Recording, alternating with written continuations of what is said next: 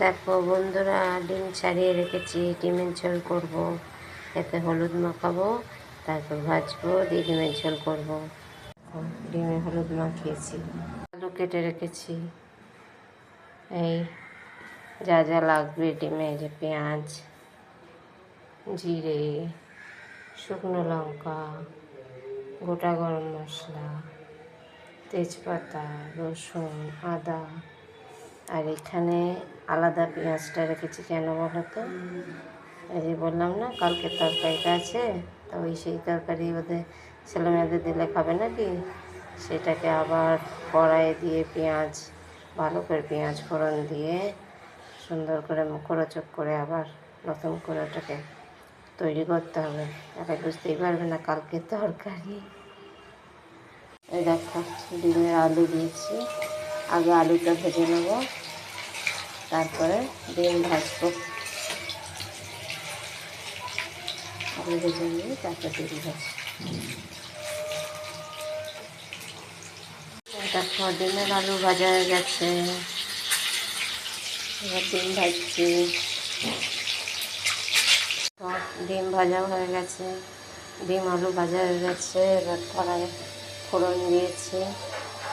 এবার ফোড়নের মধ্যে জিরে, গোটা গরম মশলা, তেজপাতা, শুকনো লঙ্কা দিয়েছি। এবার এর মধ্যে পেঁয়াজটা দিয়ে দেবো।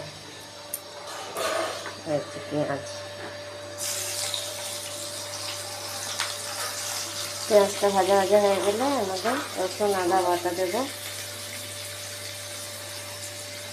তারপর যেমন যেমন করে করবো। দেখো বন্ধুরা, পেঁয়াজ ভাজা ভাজা হয়ে গেছে। এবার এই যে আদা আদা রসুনের পেস্ট, এটা দিয়ে দিলাম। এবার এটাও ভাজবো, ভাজা ভাজা করবো। এই যে আদা রসুনের পেস্ট দিয়ে ভাজা ভাজা করা হয়ে গেছে।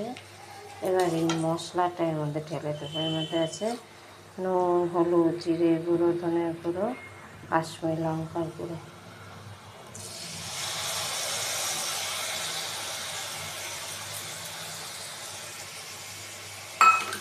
এটা ভাজা ভাজা করবো। কিন্তু তোমরা একটা জিনিস দেখতে পাচ্ছ না, ডিমের ঝোলে টমেটো। কোথা থেকে দেখাবো? টমেটো আমার ঘরেই নেই। কিন্তু টমেটো নেই বলে কী করবো? করবো না ডিমের ঝোল? ঠিকই করবো। টমেটো নেই, তাতে কী হয়েছে? দাঁড়াও, একটা জিনিস আনছি। এই দেখো, টমেটোর বদলে টমেটো সস, এটা দিয়ে আজকে কাজ চালাবো। এই যে টমেটো সস দিয়ে দিয়েছি। দেখো মশলাটা ভাজা ভাজা হয়েই গেছে। এবার আমি এই যে ডিমগুলো কিন্তু আমি ছুরি দিয়ে দিয়ে কেটে দিয়েছি মাঝখানে, না হলে এর ভেতরে ঝোলে ঢুকবে না, ভালো লাগবে না। হ্যাঁ, এই যে আমি ঢেলে দিলাম।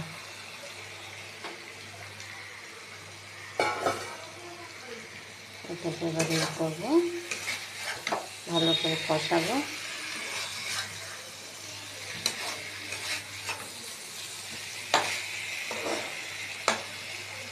ভালো করে কষাবো, তারপরে এখানে গরম জল বসিয়েছি, গরম জল দিয়ে দেবো। দেখো বন্ধুরা, জল ঢেলে দিয়েছি। এবার ফুটুক, আমি ঢাকনাটা দিয়ে দিই।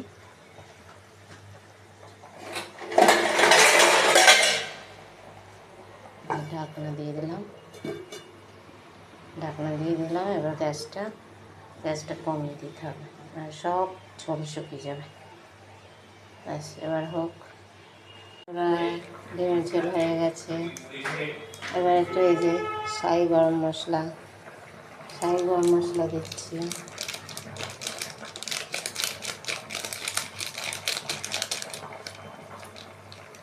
শাহি গরম মশলা দিলাম, একটু মিষ্টি দিয়েছি, আর একটু কাঁচা লঙ্কা দেবো। ব্যাস, তাহলেই ডিমের ঝোল হয়ে যাবে। যে আলুগুলো সেদ্ধ হয়ে গেছে, একদম সেদ্ধ হয়ে গেছে, একদম নরম হয়ে গেছে।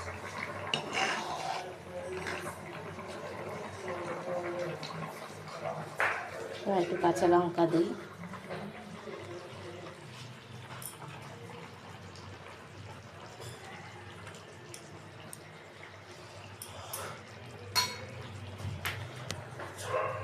কাঁচা লঙ্কা দিলাম। কাঁচা লঙ্কাটা আমি শেষেই দিই, বেশ সুন্দর লঙ্কার গন্ধ হয়।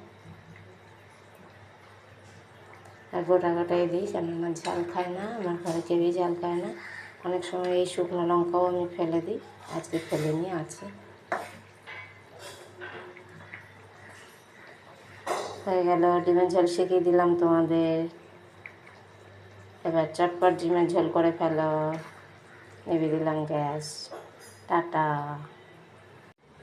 দেখো কেমন হয়েছে দেখতে ডিমের ঝোল।